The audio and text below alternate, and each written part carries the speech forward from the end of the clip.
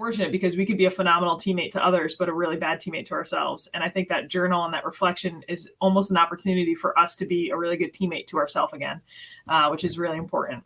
And it's almost like we've talked about this before on the show, having an alter ego, an athlete alter ego. It's almost like you're talking to that athlete alter ego in putting down those thoughts in the journal.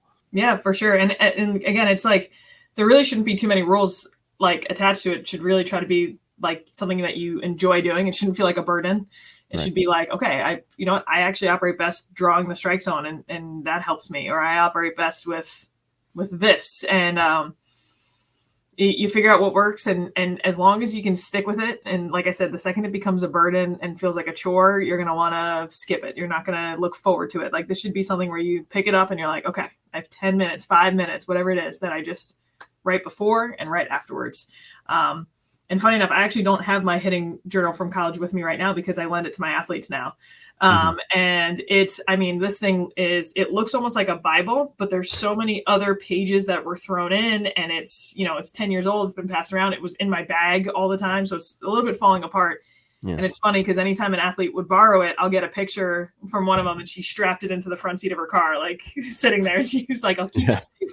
But hopefully people can get ideas of like what they want to write or what they can be writing or how they can be looking at their hitting or reflecting on that. I think is important. Yeah. Email us too if you have any questions about this, jimbopodcast21@gmail.com. And anything can really go in there when it comes to hitting, like certain drills, because there's so much emphasis now. Drill. Let's do this drill. Let's do this drill.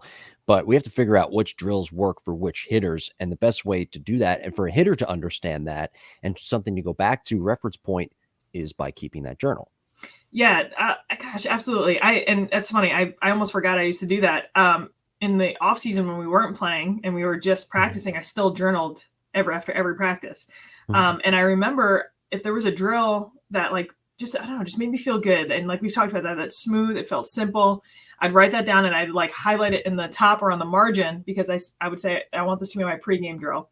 And I think it's important that when hitters start to get into season, we're no longer needing before a game to be doing drills that are trying to correct something about your swing. Like, that should have been done. That's done during the week. That's done whatever it needs to be.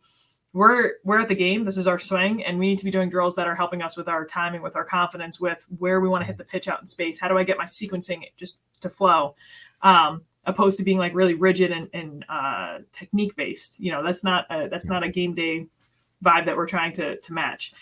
So I think that's important too, to start identifying like, this is a really good day drill for maybe on Monday to rewire.